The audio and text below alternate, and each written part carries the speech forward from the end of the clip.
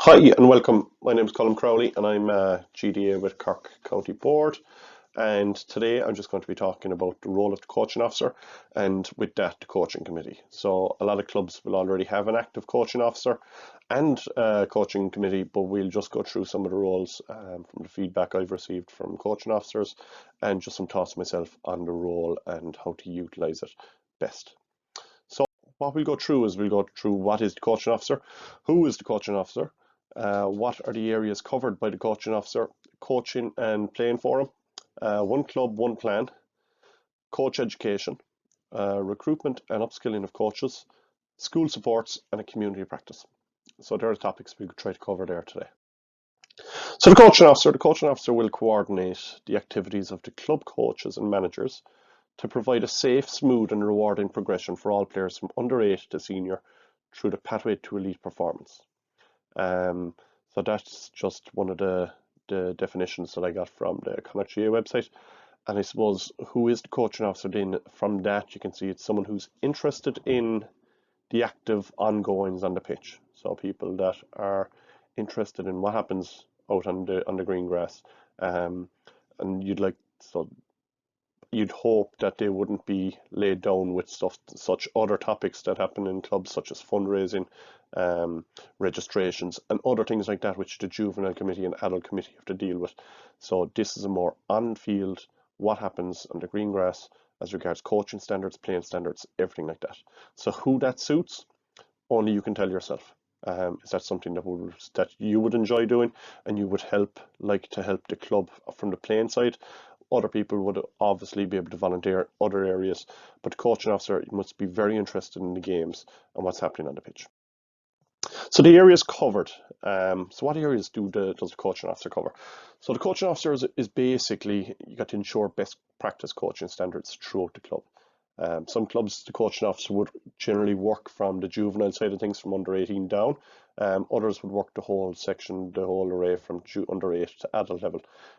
What works best for your club might be different, and you might have your own ideas on it. So to ensure the best practice coaching standards right from once they start at under 5, 6, whatever age group the nursery start, all the way up as far as the remit goes. Ideally it would be the full way up to the adult section, but as I said, some clubs don't go that far. Recruitment of coaches would be an important part, that you ensure each age group have an adequate number of qualified coaches. And within this, to ensure that the coaches have the Garda vetting, other areas like that, just to ensure that they're familiar with that information. Again, if that role of Garda vetting can be passed on to somebody, great, it would make the life of the coaching officer a lot easier. To be a link with the school liaison officer to ensure adequate games initiatives from primary and post-primary. I'll go through this a little bit further. You'll be the chairman of the coaching committee, and you'll also coordinate a coach education program in liaison with the coaching committee. So the first thing I would suggest doing if you have or don't have an active coaching officer would be to hold a club coaching and playing forum. So what this forum will do would be that you would invite all stakeholders to it, be it adult section, juvenile section, parents, current coaches, other people that have an interest in the club and what happens within the club. And I suppose you would target the forum that would be fairly specific to the needs of playing and coaching. So a simple thing, when I would have done this in the past, would have asked that we would have been through a couple of steps. The first step would be to, let's say we 20 people turn up to the workshop or to the forum. We would break them into 5 groups of 4. And each group, we'd ask them what are the aims of the club from a coaching and playing perspective. So throw down as many answers as they can. It could be 10, 20, 30 answers, as many as they can. What should you be trying to strive for as a club from a coaching and playing perspective? So you get various things here. It can be very personal, that the under 8 coach might say, we want all boys at under 8 to be able to hit the ball off left and right side. That might be one of the aims they put down. Others will be saying, a parent might put down that they want each child to get equal game time, that every child gets at least half of the match for every match, regardless of whether they're the best player or the worst player on the team. So you get varying different things like that. Next step would be to identify the 5 most important items. So when the first step is done, you'd put all those items up on a whiteboard or up on a A1 sheet, write them all down, no matter how many of them there are, And what you ask then is that the groups go back and discuss, if you could only do 5 of them and focus on 5 of them, what would they do? So what this will do is this will kind of set the values of the group. What do you actually want from your club from a coaching and playing perspective? So you'd like to think that the coaches will say from a coaching perspective that there's quality coaching supports in place, that if I'm a coach, what's there to help me? Am I getting assistance from the coaching officer and the coaching committee in areas? Other things like how do we get more workshops? There could be various items like that, but it's up to each club will have their own individual 5 needs. What you do then is the next step would be to how do we improve each of these 5? So each of the 5 groups would get a topic each, and they'd be told to discuss it.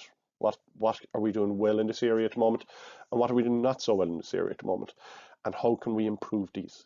So each group then will be able to focus on that one topic only, and they'll be able to come up with ideas on how they can actually improve it. And as I said, they don't have to take everything on board, but it'll just give a bit of guidance as to what the thinking is with the group.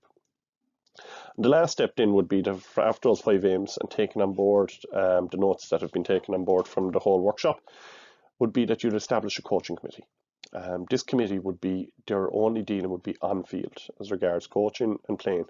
That they wouldn't be burdened with tasks such as fundraising, organising events and stuff like that. Their sole task is on field. How can we help the coaches to ensure that the kids get the best value out of it, as well as the coaches? So with this, you want one club, one plan. Taking on board the aims identified at the forum, the coaching committee need to develop a coaching plan for all coaches in the club. So whatever the 5 topics are already outlined, they need to be a part of it.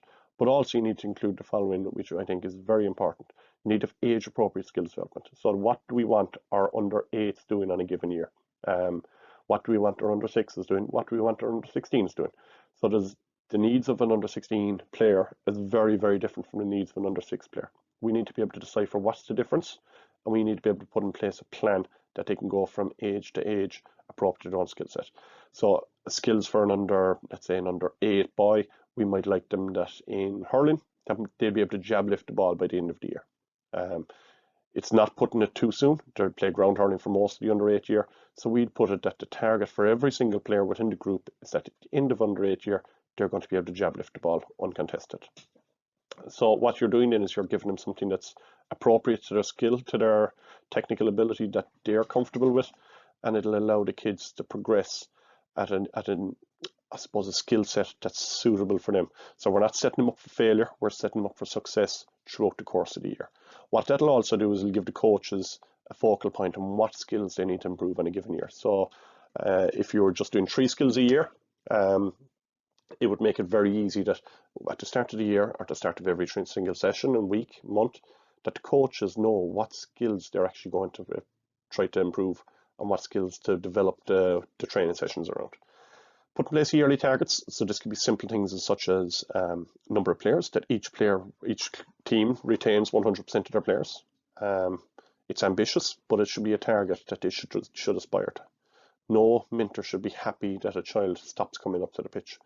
They need to ensure that the children keep coming back. So that could be one target. Another one could be a skills challenge, skills targets. So as I said, the under-8s, that they can do 10 jab lifts in 30 seconds at the age of 8, or they can kick the ball left and right over the bar at under 12 from 20 meters out. So things like that, setting yearly targets that the kids can aspire to, but also the coaches can plan towards.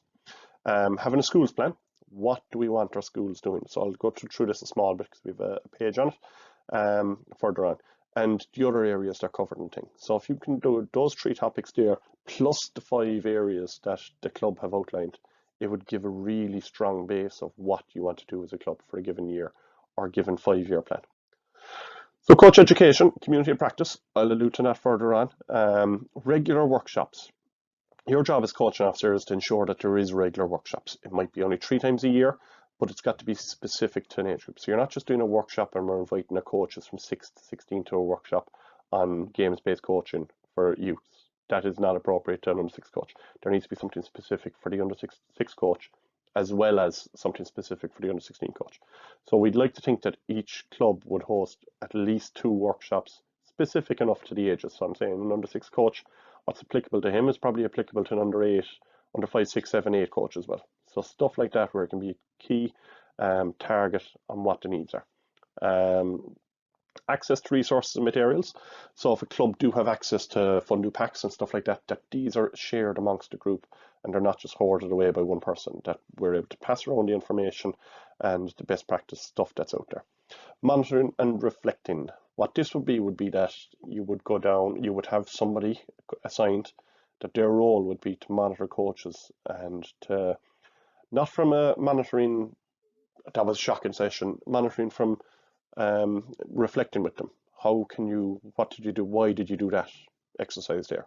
Is there anything you could have done differently? So asking simple questions like that, somebody asking a coach that, it makes the coach really think about what they were doing and reflect on what they were doing. So some simple things like that, someone who's proactive, somebody that's good people person, somebody that can ask those kind of challenging questions without it being confrontational is very, very important. Because if a coach can reflect on what they did in the training session, the next time they'll improve for it. So it's a simple thing, but it's a hard thing to get right. Individual coaching needs assessment. Again, a simple thing might be just a little survey out to every coach. Is there any areas you would like assistance on? Some of them might say communication, others would say something really specific like how do we get our backs working better as a unit? So you have to, as a coaching officer, along with your coaching committee, need to be able to devise the workshop specific for those things.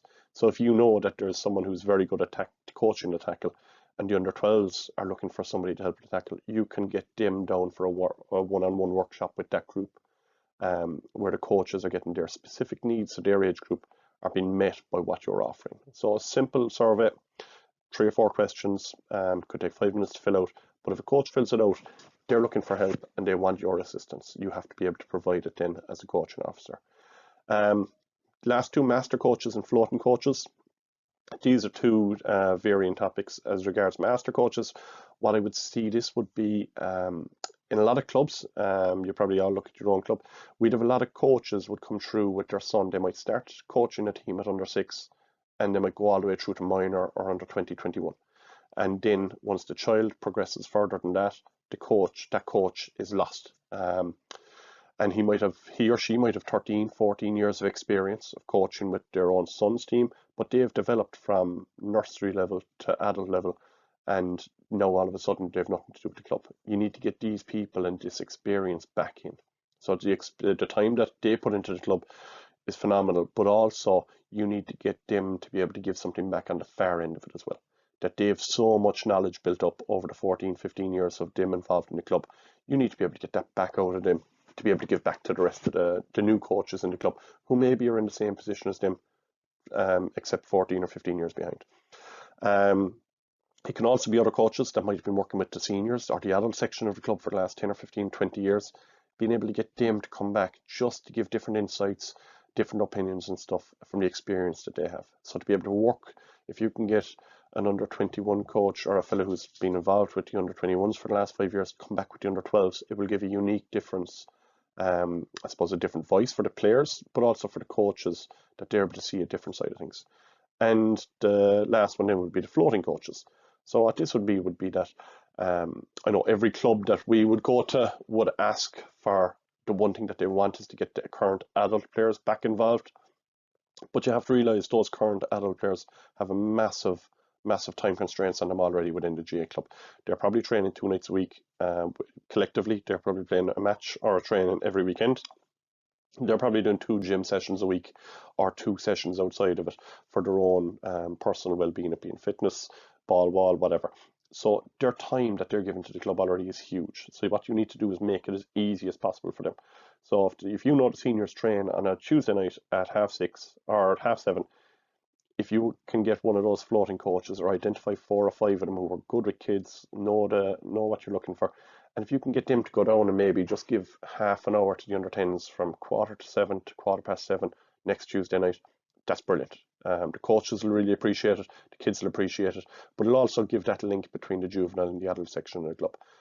What you can do then is 3 weeks later, that same coach, would you mind coming down and doing a session with the under 14s? They're training at 7 o'clock. You might do the first 20 minutes with them. So again, it might just give a different perspective, but having a couple of coaches like that will just give a bit of, take away a bit of burden from the current coaches that are doing it every week, and it might just give them a few new ideas.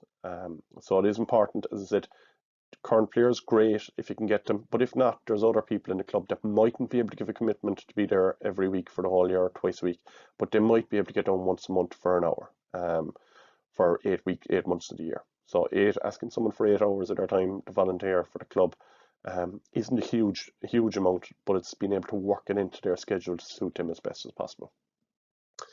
So recruitment and upskilling of coaches. So this is a very important topic as regards player-coach ratios and stuff like that. To identify current non-coaches who may be able to get involved, be able to assist. So people, as I said earlier on, like the master coaches who've been through with their son and now they don't have time.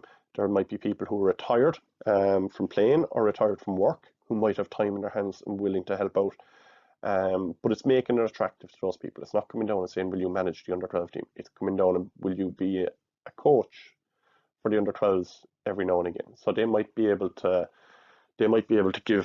give 1 hour every second week, or they might be able to give more. But being able to get them people and identify them people is very important. So you'll have to ask around and talk to other people in the club and talk to maybe older people in the club on who'd coached before. If you're new to the club yourself, to get that kind of information is very important. Put in place a recruitment plan at nursery level. So nursery level is 4s to 7s, as I would consider it.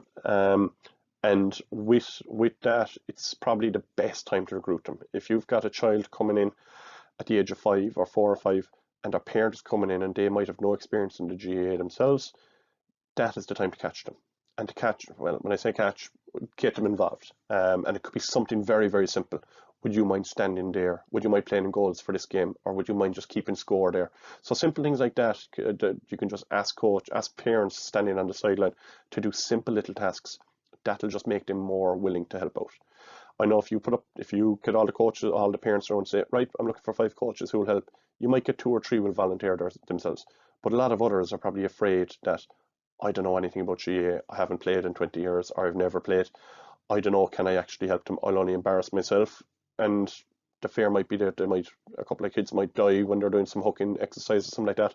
You have to allay those fears a small bit. Make it easier for them that if they want to get involved, they can feel comfortable getting involved. So you need to be able to give them a workload that's suitable to their skill set starting off.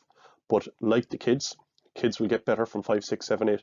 The kids will improve between the age of 5 and the age of 35. They've got 30 years of development. And it's the same with a coach. No coach is going to come in and be able to be the top coach straight away. They need to develop year on year, learn on the job essentially. So getting them at nursery level is the best time to get them. That's when they're very open to learning from, I suppose, expert coaches, going to coaching courses, upskilling themselves formally, informally, and non-formally. And be able to do that is to get them when they're just starting out the journey with their own kids. And as I said, that is an ideal time to get them. So have a plan in place for the nursery of how to get parents involved. And it mightn't just be from a coaching perspective. As I said with the last point here, it mightn't just be from a coaching perspective. It could be other skills that they can offer. So you'll have some people who mightn't be able to coach, mightn't have any confidence or interest in coaching. But what they will do is they might become the team manager. They might be the person that will liaise with the opposition mentors in 3 years' time to arrange matches. They might be the person that liaises with the coaching officer and with the club to organise time slots on the training pitch, AstroTurf, ball alley, indoor hall, whatever it may be. So there's people with skills that you can use, not just from a coaching perspective, but what they will do is they will release the coach to do more coaching and less admin time in the background, let's say. So being able to utilize and those people is very important. And with the way demographics are gone now, with a lot of clubs have people from non-traditional from the area living there, it's very important that these people feel welcome and feel that they can offer something to the club. Have a progression plan for year on year. So a lot of coaches, again, a lot of personnel that involved, they might come from a business background, or they might come from a professional background, where they expect that there's a plan in place. They just don't want to go into something that's not properly organized. They want to see that there's a plan that, yeah, this year we're going to get 8 coaches involved for the 24 kids at nursery. And we want to get 8 coaches, is the plan. We're going to train you all up. We're going to get be it the GDA or the full-time staff to come down and work with you one session this year, 2-hour session. Next year we'll try to get you onto foundation course. Following year we'll do an award one. That there's a progression for the coaches as well as the kids, so that there's a plan in place for them, because as I said, a lot of people from professional background, they want to see structure, and structure will help them, because they know the fear with the GAA is that if someone gets involved, they're going to be stuck for every other job that's ever going to go down in the club. And we need to be able to take away those fears and be able to make it easy and accessible for them. And the school support structure. So this is probably one of the most important parts of it. It's a part that us down in the GDAs in Cork, part of our benchmarking we put as the most important section of coaching officer's role, is to ensure that there's a strong school club school link. And to do this, the club need to ensure that they have a school liaison for each school in the locality, primary and post-primary. What I mean by this is that if you've got 3 schools in the parish, you need to have a person that is in touch with the school to put in place plans as regards coaching, club schooling coaching, using of facilities shared both ways, whether the club are using school halls, whether the school are using club pitches and club halls and stuff like that. That there's a person, ideally, if you can have one person for each school, as regards they know the internal politics, that if a person has 2 kids in the school, they know how amenable the principal is to suggestions. They know the teachers that are involved with Skeena Skull teams and stuff like that. And being able to have a strong relationship with them, working together hand in hand, is very important. And the same with post-primary schools. I'll go down through that in the last section about the post-primary school links. To be able to liaise with the primary school to provide regular coaching assistance for all classes, especially junior infants to second class groups. Now I know a lot of clubs in the Dublin, Greater Dublin area, the East Leinster project, have full-time GPOs who are doing all this work, and they're probably doing the role of coaching officer in a way as well. But for clubs outside of that who don't have a full-time personnel within the club, and I know down in Cork where there's 5 GDAs for 200 clubs, just 5 GDAs that have to work in about 400 schools. It's not possible to provide for the individual GDAs to do the work that we would love to see done. So in an ideal world, we would say minimum 6 weeks hurling coaching, 6 weeks football coaching for the junior and for the second class. And there would be that would entail fundamental movements and a lot of let's say non-sport specific content as well. So we've got resources available to teachers, and we've passed it out to clubs that they can use, as well as online. There's loads and loads of resources as regards non-sport specific content, but also in putting the hurley into the hand and putting the football into the hand as well is important in part of it. But it wouldn't be the most important part with the younger side of things. If the club can provide assistance for 3rd class to 6th class and help out with Skeena Skull teams and stuff like that, that's brilliant. But we would say the focus is down the lower end as regards giving them a really good starting point with the GA. You have a 100% captive audience. Every child in the parish is going to one of the parish schools nearly. Be able to get them in the school sector, in the school setting, being able to put in a positive GA experience for them is very, very important for the start. And if you think about it, if you can get, we said 6 hurling, 6 football, but some clubs are able to get into the school year round. So you're talking 30 sessions in a year, which might double the amount of training that the child might do if he or she was training in the club only. So being able to put in place proper structures that will provide that kind of quality coaching is important. To be able to assist to identify the club schooling coach who is trained at an adequate level and provide coaching supports where necessary.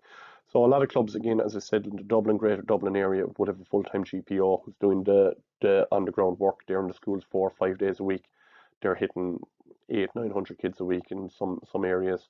But for clubs outside of that, to be able to identify somebody that can go in and provide that quality coaching is very, very important. Some clubs are very proactive in it, and that they might pay someone internally or externally that it'll be their job to go in there once a week for X amount of weeks in the year.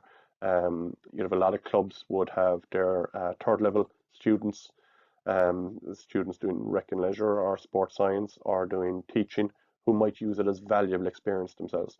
So being able to train up that coach is very, very important from the coaching officer's point of view. And again, utilise your full-time staff in that. So if a club in Cork asked me Colin, we have a new coach that we're going to get started in the school. Can you give him a hand? And if we can fit it into the schedule and we get enough notice, I should be able to get down to him at least twice, and that might cover 8 to 12 sessions within those 2 days to ensure that I'm upskilling him to the level that's required in the school, because for a lot of kids it's the first, and for some of them it might be the only time they have an input, or they might come onto the GA spectrum. So it needs to be really good quality content, age appropriate, inclusive, and all that. So it's very, very important that it's done. If it's done right. So enable the post-primary liaison to have regular school contact to ensure smooth progression for kids going from primary to post-primary, and the provision of supports internally and externally as well. So what I mean by this is that the biggest areas of fallout in the GA are when children go from primary school to secondary school for the kind of 13, 14 age group, and also when they go from secondary school to college or stroke adulthood, out living their life, earning money. They're the two biggest fallouts. So one thing that what we're trying to do and trying to ensure is that if a traditional school that might have, let's say they might have trials at the start of the year, first 3 or 4 weeks, and that's it. They picked a panel of 24, 25, the rest of the players are kicked to the side. We're trying to put in place now structures where you can help out, the club can provide assistance, coaching assistance, that they will ensure that the rest of the kids, they're not kicked to the side for the year. They're actually playing, be it in super game centres, internal leagues, internal blitzes, that the club are proactive with the school in providing this kind of assistance. So it might be manpower, but it might just be resources available to them as regards pitches, equipment and stuff like that. So again, working with the school is very, very important in keeping them trained up. What you'll also, it's doubly beneficial, as I said, if a school are proactive and they're giving every child a chance to play, those children are getting invaluable game time and coaching time that the club mightn't be able to provide at certain times in the year. So normally when the clubs are shutting down around October, schools are kicking into full go. And as I said, if the kids are getting a bit of extra coaching, it's beneficial mutually to the club and to the school that you're all both working together. So have a positive relationship there. And also as regards, some clubs might decide, oh, we've a match Saturday, you're not playing with the school on a Thursday. They might say that on a Wednesday night. And all of a sudden the school team are going out the next day missing half their players because one mentor said that they're not allowed to play with the school. It's not that common, thankfully, but it does happen from time to time, especially with championship at the start of the year in September and October when teams are in knockout stage of the championship. So being able to have that positive relationship, being able to outline that, if you know that you're the school post-primary liaison officer and you're talking to that teacher and you know 4 weeks, 2 weeks in advance, we have a match that Saturday, is there any chance you could move your game earlier in the week?